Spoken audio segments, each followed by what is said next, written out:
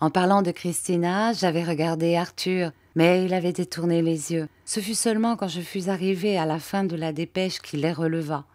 « J'ai envie d'aller moi-même à Shekford, dit-il. Je vais faire atteler le landau. » « C'est une excellente idée. Tu seras ainsi au retour vis-à-vis de Christina. » Sans répondre, il sortit vivement.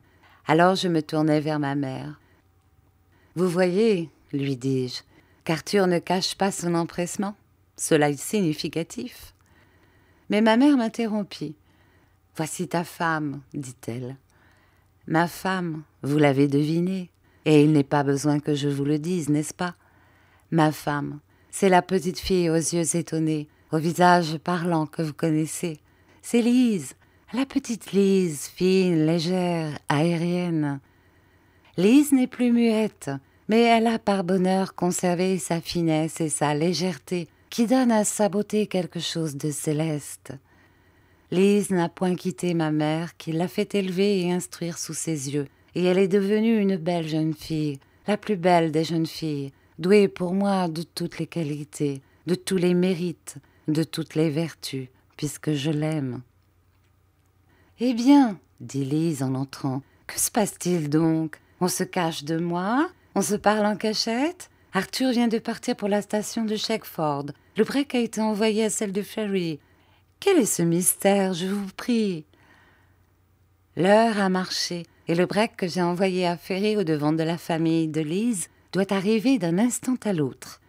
Alors, voulant jouer avec cette curiosité, je prends une longue vue qui nous sert à suivre les navires passant au large. Mais au lieu de la braquer sur la mer, je la tourne sur le chemin par où doit arriver le break. « Regarde dans cette longue vue, lui dis-je, et ta curiosité sera satisfaite. » Elle regarde, mais sans voir autre chose que la route blanche, puisqu'aucune voiture ne se montre encore. Alors, à mon tour, je mets l'œil à l'oculaire. « Comment, n'as-tu rien vu dans cette lunette ?» dis-je, du ton de Vitalis faisant son boniment. « Elle est vraiment merveilleuse. Avec elle, je passe au-dessus de la mer et je vais jusqu'en France. C'est une coquette maison environ 2 sauts que je vois. Un homme aux cheveux blancs presse 2 femmes qui l'entourent. « Allons vite, dit-il, nous manquerons le train, et je n'arriverai pas en Angleterre pour le baptême de mon petit-fils. »« Dame Catherine, hâte-toi un peu, je t'en prie. Depuis 10 ans que nous demeurons ensemble, tu as toujours été en retard. Quoi? Que veux-tu me dire, Étiennette? » Voilà encore mademoiselle Gendarme. Le reproche que j'adresse à Catherine est tout amical. Est-ce que je ne sais pas que Catherine est la meilleure des sœurs, comme toi? Tiennette, tu es la meilleure des filles. Où trouve-t-on une bonne fille comme toi qui ne se marie pas pour soigner son vieux père, continuant en grande le rôle d'ange gardien qu'elle a rempli enfant, avec ses frères et sa sœur? Puis, avant de partir, il donne des instructions pour qu'on soigne ses fleurs pendant son absence.